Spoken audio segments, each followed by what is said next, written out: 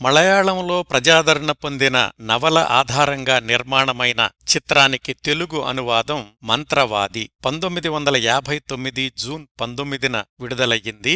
దీనికి మూలమైన మలయాళ చిత్రం మరియకుట్టి 1958 మార్చి 15న విడుదలయ్యింది. నిర్మాత దర్శకుడు పి. సుబ్రహ్మణ్యం. ఈ సినిమా కథేమిటంటే, అనగనగా ఒక రాజ్యానికి రాజు ప్రభాకరవర్మ, రాణి సుశీలాదేవి. వాళ్ల ఏకైక సంతానం ప్రియకుమారుడు. ప్రభాకరవర్మ మిత్రుడు వీరవర్మ, ఆయన కూతురు మల్లిక. పెద్దయ్యాక ప్రియకుమారుడికి మల్లికకు వివాహం చేద్దామని మిత్రులిద్దరూ అనుకుంటారు. అయితే ప్రజలతో జరిగిన పోరాటంలో ప్రభాకరవర్మ మరణిస్తాడు. కొడుకు ప్రియకుమారుణ్ణి తీసుకుని మహారాణి సుశీల రాజ్యం నుంచి పారిపోయి అడవిలో తలదాచుకుంటుంది. అక్కడే ప్రియకుమారుడు పెరిగి పెద్దవాడవుతాడు. వీరవర్మ కూతురు మల్లిక తమ రాజ్యంలో పెరిగి పెద్దదవుతుంది. ఒకరోజు అడవికి వెళ్లిన మల్లికకు ప్రియకుమారుడు పరిచయమవుతాడు. ఇద్దరూ ప్రేమించుకుంటారు. ప్రియకుమారుడు తన స్నేహితుడి కొడుకే అని తెలుసుకుని వీరవర్మ ఆనందిస్తాడు. వాళ్ళిద్దరికీ పెళ్లి చెయ్యడానికి నిర్ణయిస్తాడు. అయితే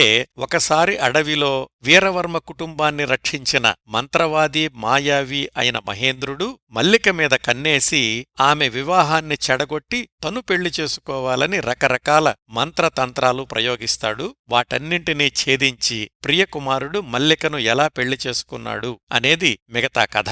డబ్బింగ్ సినిమాకి మాటలు పాటలు రాసింది అనిశెట్టి. డబ్బింగ్ పర్యవేక్షణ కె.జె. మోహన్. సంగీతం లక్ష్మణన్. ఈ చిత్రంలో టైటిల్ పాత్ర మంత్రవాదిగా శ్రీధరన్ నాయర్, హీరో ప్రియకుమార్గా ప్రేమ్ నజీర్, హీరోయిన్ మల్లికగా మిస్ కుమారి, ప్రభాకరవర్మగా జాస్ ప్రకాష్, వీరవర్మగా సోమన్ మొదలైన వారు నటించారు. ఈ డబ్బింగ్ చిత్రం 2-3 వారాలు ప్రదర్శించబడింది.